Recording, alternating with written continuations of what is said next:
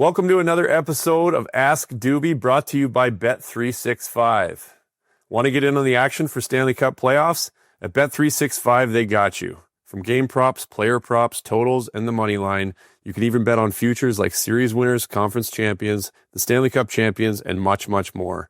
Whatever your bet is, it's never ordinary at Bet365. Download the app and get in on the game, an official partner of the Stanley Cup playoffs. Must be 19 or older. Let's dive right into last night's game, and what a game it was for the Oilers. Start to finish, I think it was really important at the start of that game to come out and show that the disappointing way that Game 3 finish wasn't going to affect them going forward. That really had a chance to be a major swing in the series in the wrong direction for Edmonton if they allowed that kind of negative feeling, disappointment of being so close and having that goal go in with 0.4 seconds. Not let it trickle into the next game, and they did just that. They came out and they scored a minute and a half into the first period. They were throwing hits, they were fighting, the crowd was into it, everything that you could ever want in the first period, including huge saves from Stuart Skinner. Now, he didn't have to go in there and steal a game. I talked about that before. That was not his focus, was to come in and be solid, be confident, be comfortable, and that's exactly what he did. There were 2 or 3 saves in the first period when it was 1-0 and 2-0. That if those go in, regardless of good goal, bad goal, because they were great chances, so they wouldn't have been bad goals, that changes the kind of the complexion of the game. It changes the atmosphere in the rink. You know, one of those goes in, everybody takes a deep breath, here we go again. Instead, it's 2-0, he makes a couple great saves, and then he really settles in as the game goes on. He's making every save. There wasn't a lot of shots his way, but he did everything he could when they were coming. And I think on top of that, one of the most important things for his game when you're watching, and fans see it, people watching the TV see it, guaranteed his teammates see it, is just him being comfortable and confident in the net. And that's all in his movement. So when the puck isn't just moving around, when it's down around the net, when the shots come, recoveries, all these movements in and around his crease, the team can feel that, the fans can feel that. And he just looked more balanced, more comfortable, more confident in the net, even when the pucks weren't getting to him. And you started to get the feeling that, one, he wasn't going to get scored on, but also different from before was, I felt like in the third period that if one did go in, that was going to be it. It wasn't going to be this onslaught or the dam opening. It was like, okay, if they get one, if they make a play, that's okay, because he looks extremely comfortable in there. That was a huge win for Stuart Skinner, because as of right now, he's the goalie for the foreseeable future. Unfortunate injury for Pickard. It's playoffs, so we're really not going to know anything other than day-to-day updates. But that gives them a confidence to go back to Skinner, which is the only option at the moment, and confidence for him and his teammates for the next game going forward. So that's just a small piece of the win. The Oilers played great in front of them, chipped away as the game went on. They played just a solid game in the defensive zone. They had jump, they had energy, didn't give Vegas much. They capitalized on a few chances, and that's all they needed in this game. So on that note, let's get to the questions. All right, first question from Josh. I would like to know his thoughts, my thoughts, on goalie coaches during the playoffs. The Oilers' Tendy tandem right now is interesting with Pickard out and Stu back in. How does Schwartz help Stu get prepared both mentally and physically after sitting for a couple weeks? This is obviously varies from coach to coach, team to team, but you know, Schwartz will have a relationship with both goalies, and this is a very, very unique situation, very difficult situation for Skinner to come into, almost impossible going into Game 3. You start the playoffs 0-2, everybody wants your head, and your stats aren't good, you're not feeling good. Pickard comes in and instantly turns into a hero. 6-0, can't do anything wrong. He gets hurt. Now you get thrown in, and I mean, you talk about an impossible situation. Your team's on a 6-game winning streak. Pickard's just came off of his best game of the playoffs, and now you're put into a situation. And on top of that, how could it go any more wrong? They win the game with 0.4 seconds left. So when you're dealing with this, he'll be dealing with both goalies differently. When Picks goes in originally in Game 3, this is more of a conversation of, hey, we got nothing to lose here. You've been great for us all year. Keep preparing the way you're preparing, whatever that is with Calvin Pickard. Go in there and give us what you got there's essentially no pressure. If you can get him to feel that way, that there's really no pressure. We need you here. Of course he's going to feel nerves. Of course he's going to feel pressure, but that's kind of hey, this is a no-lose situation. You didn't expect to play. Get in there and give us your best. And he's done everything plus that he's been asked for. Now, on the other side of it, now you have Skinner, where when you're not playing and they start winning again, you have to stay on top of your game.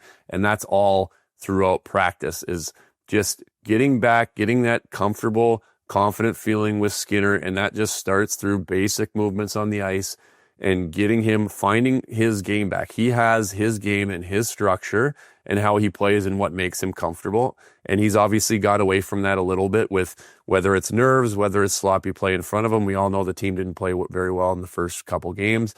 So getting in practice and making sure that he stays prepared for an unfortunate situation like this, where, you know, it's hard because he's not going in due to bad play. He's going in and replacing a guy that hasn't lost a game in the playoffs, which obviously bumps the pressure that much more. So trying to get him to eliminate mentally all of the outside noise, which is harder and harder as the more it piles on, and it certainly was piling on for him, and just getting focused on the basics of what Stuart Skinner needs to do to feel good in the net. And just go in there, and they say one shot at a time. It is truly one shot at a time, and you build from there. And really, really impressive what he did last game, to not only come right the ship and get himself a good solid game, but a 100% start to finish solid game combined with his team. So two very different things. And then obviously you have your own personal relationship with the goalie coach. Are you strictly focused on ice stuff and skating and all of these things that go on the ice? Or do they have a closer relationship where you're talking a lot more about off the ice stuff and just your thoughts and your mental side of it? I know my coach in Minnesota was great for me, Bob Mason. I was older coming in, and I was always kind of self-coaching myself along with my goalie coaches as well, but always trying to learn in my own way. And a big part for me with Bob Mason was being an older guy, just having somebody to talk to about my thoughts, what I'm seeing on the ice, what I'm feeling myself, and how to deal with it. And that'll be the same thing with these guys. That's a really important part of being a goalie coach, is having the relationship with the player, but obviously knowing the player as a person, because they are all people and they all have feelings and they all feel different things that affect them different ways. So whatever happened after game 3, keep putting that in Stu Skinner's ear. Okay, next question from our friend Lance. Always has good ones. It says, my dear friend Dubey, I have an equipment question. I noticed pads have gotten a lot stiffer, especially from when I first started playing. Wondering if this has an effect on playing style, and is the market adjusting to modern playing styles? I also feel the stiffer pads is why we have so many juicy rebounds in the NHL. Love your thoughts on my rebound theory. Well, you are exactly right on the rebound theory. You're a little far behind on it, as it's been this way for quite some time as far as the rebounds go. Great question. The pads are a lot stiffer, and when they're stiffer, there's many reasons for it. The younger goalies have used these now more and more growing up throughout their career. I have a young goalie. He's 11 years old. The technology on these pads and the way they build them now is absolutely insane. He's in an intermediate youth pad, essentially. And this is a smaller version of what I wore. All the back strapping is the same. The quality of it's great. It's basically a professional pad just shrunk down, which didn't exist when you and I were playing growing up. So it's pretty cool that these kids get the opportunity to wear this stuff and have the stuff that performs the way it does. Now, what the stiffer pads do are lots of things. The pads, obviously, everybody knows they're made square, so they're made to flip up when you go down and be flat and face a shooter and then slide along the ice. So a couple things. One, the material on the outside of the pad now has the technology's advanced, so it slides quicker, faster on the ice. It doesn't grip the ice. It's a really cool material. And then the stiffer the pad is on the knee block and in the pad, and the stiffer that it can stay, you're going to get better performance, because if you think about it, you go on the knee, and as it starts to break down, as it starts to get squishy and sinks, That's just friction on the ice, and it's just going to slow you down. And I know it doesn't seem like a lot, but it really is crazy when you get a fresh pair of pads out where everything is stiff and you got a solid knee block on there. It is the way you can fly around on there. When these pads first came out, the new Bauer pads, I had a pair that I started to get into. I went away from the old leather ones that were still built to flip up, still boxy and all that. And when I switched to the new material, I almost felt out of control. That's how much of a difference the sliding was. So that's really cool. And when it comes to the rebounds, they actually did research on this and decided that it was better. They went completely the other way with it. So pads used to get built. I had the old Louisville TPS exhales, they were called, and they were like a really high-end new technology, and they actually had beads in them that were designed to soften rebounds, so there were no rebounds and leave them out in front of you. The idea was obviously no rebounds, you cover them up after, but pads started to follow that trend, and what they found is they're actually leaving rebounds out 3-4 feet out, which are in grade A places to shoot the puck back in the net. So they started looking at it. Actually makes more sense to get these rebounds coming out hotter and faster than ever before. And unless the puck goes directly on somebody's tape, it's almost coming off too fast and too hard away from the net for even a player to react unless it goes right on their tape. So they've actually gone the other way and tried to make these pads to produce the rebounds harder and faster coming off. So they're almost slingshotting these things off of the pads as fast as they're coming in, hoping that one, they get far away from the net, and two, if it goes towards a player, it's going to be coming so quickly that unless it's right on their tape, they're not going to be able to react to it. So great question. Love the equipment questions, and you're right on with that. So let's move on to the next one. All right, next question from KWall907, hashtag Ask Dubey. Do tendencies have a favorite side to take shots from based on their ability to track the puck, dominant/non-dominant eye, that they don't tell anyone, even their own teammates? This is a great question because they definitely have a favored side, and it's very interesting to dig into the eye part of it, because I think that's something that your body and your brain, and your eyes provide the information to your brain, and then your body reacts. And so a lot of this stuff and a lot of these tendencies, I think you nailed it, will develop. A lot of habits and ways that we play things will develop based off of eyesight and dominant eyes and how the information is transferred to your brain. And this will all happen without guys even understanding it. So this is where it's really cool now that guys are starting to go visit eye centers and sports specific eye training, because they'll discover these things.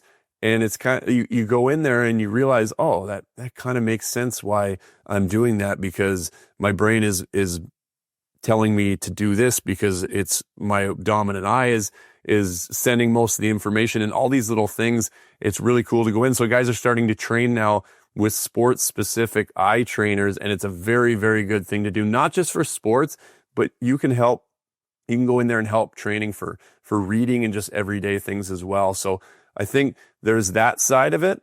So if you can discover, some tendencies, whether they're things that you don't do well on one side that you do on another, those are things that you can train and get better at with the eye training, and also really understand why it is that you're doing it.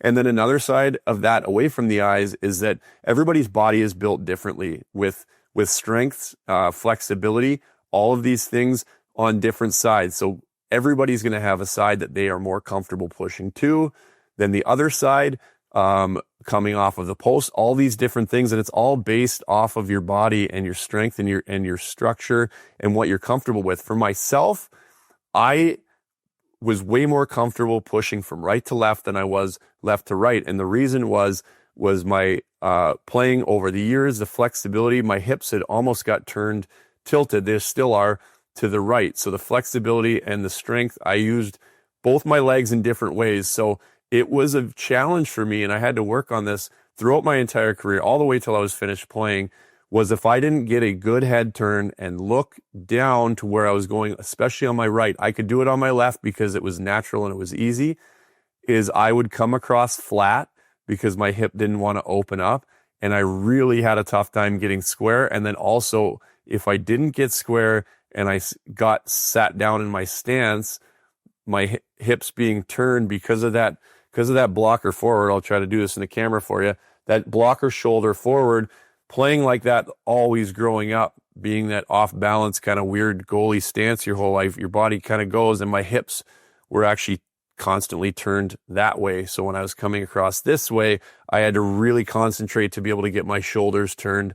Otherwise, I would get set in and I'd be flat. So if the shot was coming from over here, my shoulders would be this way. Not only does that expose far side, it exposes short side. It exposes a lot of things. So that was my body and what I felt. And every guy, I guarantee you, if you ask them whether they want to admit it or not, there is a side that is better than the other. And that is just a combination of things. And that's our job as professionals to get to as high as we want to go, is discovering those tendencies, figuring out why they're there, and then figuring out through the start of your career to the end of it, how you can eliminate them and get them stronger, faster, better, whatever that is, so that you can at least, they're never going to be both the same, but you can at least bring that other side up to get to greatness. All right, and for my final take, let's talk about Game 5. And to talk about that, let's go to the way that Game 4 was played. And the thing that I love watching, and for Oilers fans, what you should love, is the way that game played out from start to finish. This was not, and as fun as it would be to see the Oilers come out in Game 4 and outchance them 56-2 and score 7 goals and completely rout them and have Rogers going crazy, that would be fun to watch. However, going into Game 5, that's not going to happen going on the road into T-Mobile Arena in Vegas. But the way that they won Game 4, a solid effort from start to finish, energy, defending, execution, coming out of the zone. Everything about that game was just crisp with energy. Vegas didn't play poorly. I think Edmonton just played better. And I think that is a game, even though you were on home ice, you can take that exact game. That could be a road game for the Edmonton Oilers, the way they played. It was thoughtful and energetic, and there were no lapses throughout the entire game. And when you go on the road, that's really important, especially at the start, but throughout the game goes, because as the game goes on, the other team can grab momentum easily. If Vegas gets a goal here or there, or you just have a lapse of a couple shifts. You saw in Game 2 where the momentum just started to build for Vegas with the sloppy clears in their own end, not executing well, passing out of their own end. That's what I loved about last game, was even when Vegas got sustained pressure, they couldn't really get anything because Edmonton was jumping. They were in solid structure. And then when they did have an opportunity to get the puck back on their stick, it was boom, boom, one or two crisp passes and they're going the other way. Or if they didn't have anything, the puck was getting out of the zone. And in Game 2, that wasn't happening. That's when the momentum builds, when you're on the road. And so if they can replicate this Game 4, which they are more than capable of doing, they're going to give themselves a really good chance in Game 5. And like anything, you just don't want this series to extend. You love the fact that if you go into Vegas and you don't get it, you're teed up to come back home, and we know how great they've been at home. But it's killer mentality here. You got to step on their throats. That you cannot have this as a veteran team in Vegas. You can't have this series extend. This is an opportunity to put them away. They got to go into Vegas and weather the storm. They're going to throw everything they can at them in the first 5 to 10 minutes. They got to go in there and be ready for that. If they give the full 60 like they did in Game 4, series will be over in 5. That's it for another episode of Ask Dubey. Thank you for your questions. Don't forget, send your questions in, #AskDubey on all social media platforms, or drop your question in the comment section below here on this YouTube video. Today's episode was brought to you by our friends at Wilhauk Beef Jerky. Only the finest tasting meat products earn the Wilhauk name. Made from 100% pure Alberta beef, Wilhauk Beef Jerky is aged, seasoned, marinated, and smoked to savory perfection. You can find their beef jerky, sausage, and other products exclusively out of their Leduc location, or you can order it online. Get your jerky on at wilhaukbeefjerky.com. What's up, Nation citizens? If you like that video, then you need to be subscribed to the Oilers Nation YouTube. Podcasts, live shows, exclusive interviews, and analysis. Everything you need from your favorite voices at Oilers Nation. And you don't want to miss any of it, so hammer that subscribe button.